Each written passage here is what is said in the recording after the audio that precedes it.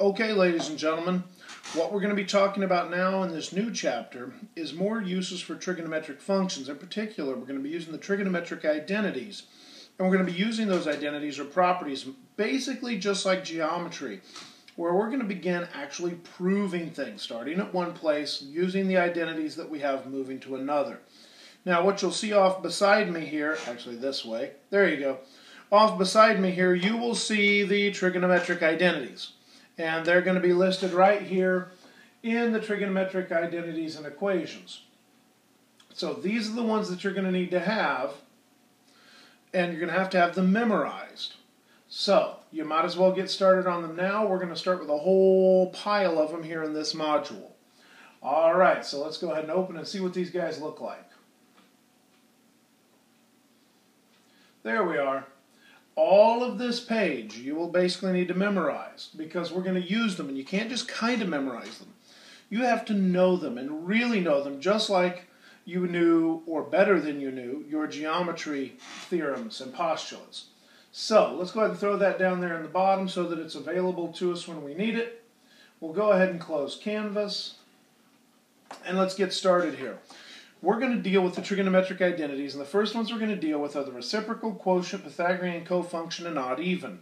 Now, you should recognize all of these names pretty well. If we grab this theorem right here, let's zoom in. There we go. There's our reciprocal identities. You'll notice that in the reciprocal identities, we have sine equals 1 over cosecant theta. Then we have cosine equals 1 over secant. Tan is 1 over cotan. Cosecant is 1 over sine. Secant is 1 over cosine, and cotangent is 1 over tangent. This should not be shocking. Reason being, if I have tangent of theta equals opposite over adjacent. Cotangent of theta equals adjacent over opposite. So if I flip this one, where the top is the bottom and the bottom is the top, it would make sense that I'm also going to flip this 1 over tangent equals cotangent. So if I take this 1 over tan theta equals, then I have to flip this adjacent over opposite. So that equals cotangent theta. So if 1 over tangent equals adjacent over opposite equals cotangent theta, then cotangent theta must equal 1 over tangent theta. That is a very basic proof of what we're talking about. So if we look at it visually, we have tan theta is opposite over adjacent, cotangent. So if I flip tangent over, 1 over tangent equals adjacent over opposite now, because we flip both sides, that means that equals cotangent. So 1 over tangent equals cotangent. That's a basic proof. Works the same way for sine and cosecant, because sine theta equals 1 over cosecant theta. All right, secant theta would equal 1 over cosine theta. And again, likewise, cosecant theta equals 1 over sine theta. You have to be able to flip these back and forth and upside down. Any proportion rule that you can use in the standard proportion you can use for these rules here. So as long as I flip this side, I have to flip this side. I have all of these reciprocal functions. Now, additionally, we talked about in class why the quotient functions work,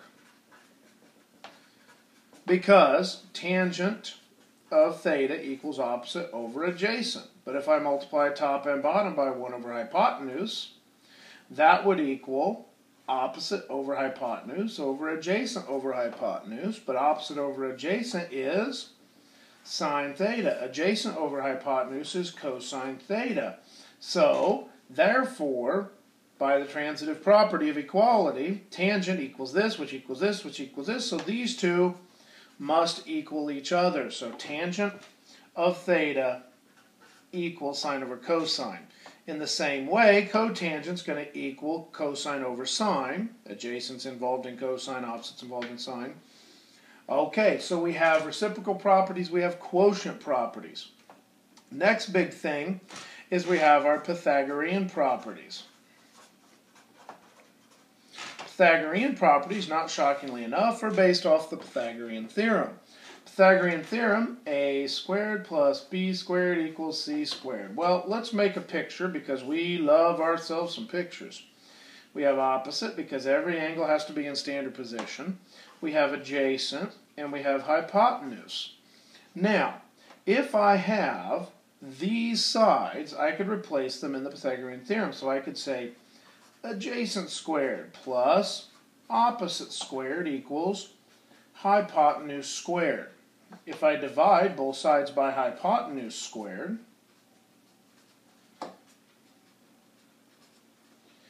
that turns into 1. Adjacent over hypotenuse is cosine, but cosine, in this case, adjacent over hypotenuse squared would be cosine squared, plus opposite squared over hypotenuse squared, which would be sine. Sine squared equals 1. So there is your first Pythagorean theorem. Now, ladies and gentlemen, using the Pythagorean theorem, this is the one that throughout calculus, throughout the rest of your math career, just as really it's already been, this is going to be the most important formula. Pythagorean theorem, Pythagorean identities. Now, there are numerous Pythagorean identities. If I were, for example, to take and divide everything here by sine squared theta,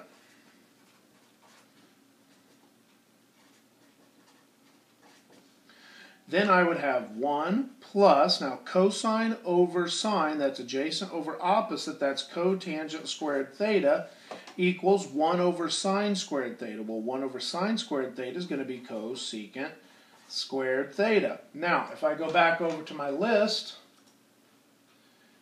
in my Pythagorean identities, I have cotangent squared plus 1 equals cosecant squared. Cotangent squared theta plus 1 equals cosecant squared. That is exactly what I have here because 1 plus cotangent squared is the same thing as cotangent squared plus 1. So you have that. Tangent squared plus 1 equals secant squared is created the same way. Now, they only list 3 Pythagorean identities. You're going to need to list 2 other Pythagorean identities. Here they go. Be able to memorize them, be able to write them. They are very important. I have sine squared theta plus cosine squared theta equals 1. So if I subtract cosine squared theta from both sides, I have sine squared theta equals 1 minus cosine squared theta. That is huge. Write it down, add it to your list, and memorize it. If you fail to put it on the quiz, you do not get credit. In the same way, if I were to subtract sine squared from both sides, I would get cosine squared theta equals 1 minus sine squared theta. So add those to your Pythagorean identity list. The most common theorem is this one. The second 2 most common theorems are going to be some version of these 2 right here. So make sure you know those, know those, know those. Now, let's put a few of these things to work.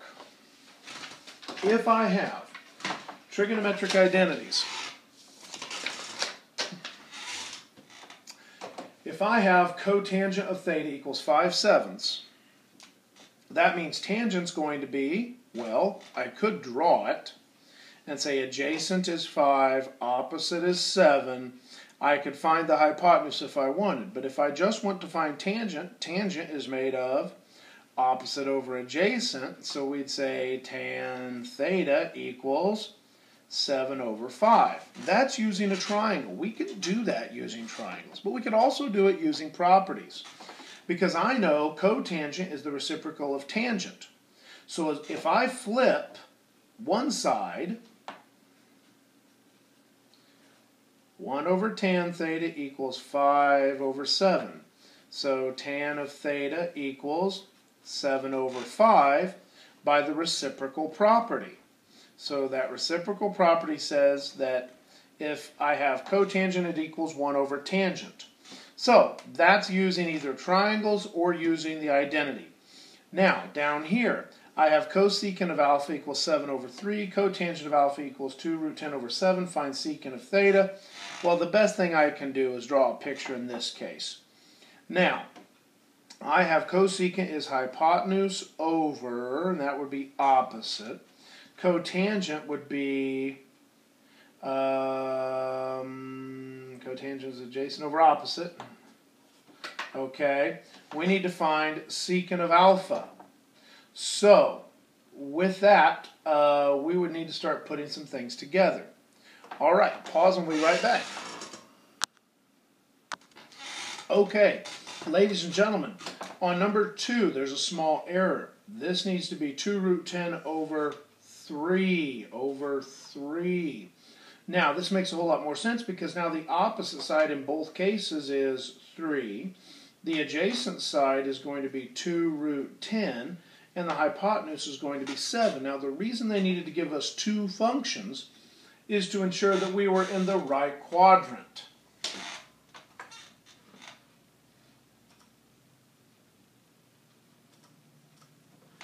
There we go. Over 3, opposite, adjacent, hypotenuse. Had to give us both to ensure that we're in the right quadrant.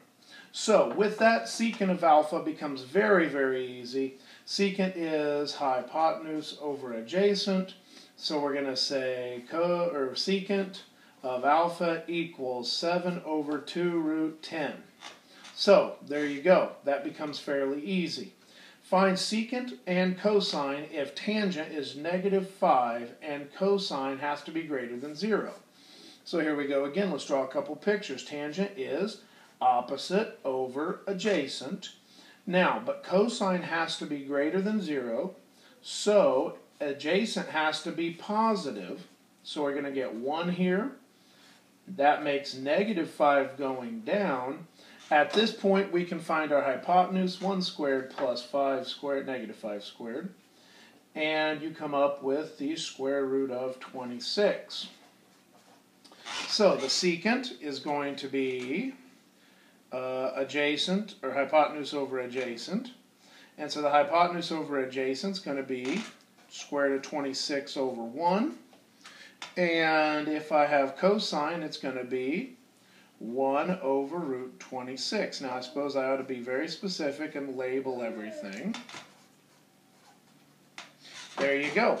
And so it's drawing pictures. Also understanding that if you find secant is hypotenuse over adjacent, then automatically flip it over and you have cosine. So they are reciprocals again. Now, in this same way, if I have cosecant of theta equals this, find secant of theta minus pi over 2. Well, I'm going to go over here to my properties to help me out. And anytime I see this theta minus pi over 2 or pi over 2 minus theta, I'm immediately going to think cofunction. And so I see that secant of pi over 2 minus theta equals cosecant of theta. All right, so we have that property. Additionally, we're going to have to use an odd-even property as well. So, in this case, if I have cosecant of theta equals -1.24, that's going to equal almost secant of pi over 2 minus theta. So we will pick that up in the next video.